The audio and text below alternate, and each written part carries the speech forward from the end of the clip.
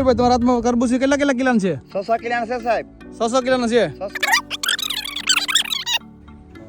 નમસ્કાર ખેડૂત મિત્રો, જો તમે જોઈ શકો અત્યારે આપણે એક ખેડૂત ભાઈની વાડીએ આપણે આવી ગયા છે અને તમે જોઈ શકો તરબૂચનો ઉતારો હોય સારો બેસે એમ છે અને તરબૂચ હોય અત્યારે તમે જોઈ શકો એમ છે. તમે અત્યારે બધા જ તરબૂચ 4-5 કિલોના તરબૂચ થઈ ગયા અને આ એનો આગલો 15 વીઘાનો વાડો નીકળી ગયો અને આ પાછલો અત્યારે વાડો છે. અત્યારે તમે જોઈ લો, આપણે તરબૂચનો જો અત્યારે કાંટો કરીએ, આ તરબૂચને અત્યારે આપણે મેળીએ. જો આપણે કેયુરભાઈ છે અહીંયા તરબૂચ કાંટે સડાવ્યું, તમે જોઈ શકો.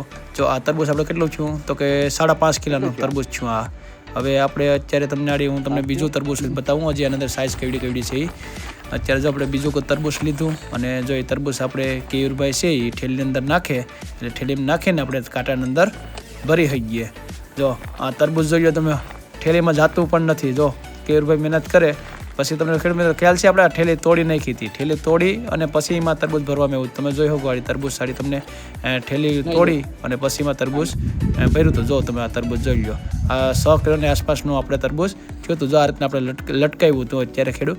એટલે કે ખેડૂત મિત્રો, તમે અત્યારે જો તરબૂચની સાઈઝ સારી થઈ ગઈ. કેયુરભાઈને આપણે તરબૂચ આપણે જોયા હતા, પછી આપણે ત્યાં 2-3 મિત્રો હોય તો આવ્યા હતા. એ હોય તો આપણે જો બધા તરબૂચ અત્યારે તમે હાથમાં તમે જોઈ શકો. એટલે કે બધા જ તરબૂચની સાઈઝ હોય સારી થઈ ગઈ અને તરબૂચનો ઉતારો હોય તો વીઘે સમજો ને 7-8 ટનની આસપાસ બેસે. આવો તો આપણે કેયુરભાઈને જ પૂછીએ. તમારા હાથમાં તરબૂચ કેટલા કિલોના છે? 600 કિલોના છે સાહેબ. 600 કિલોના છે. 600 કિલો પાકી ગયા?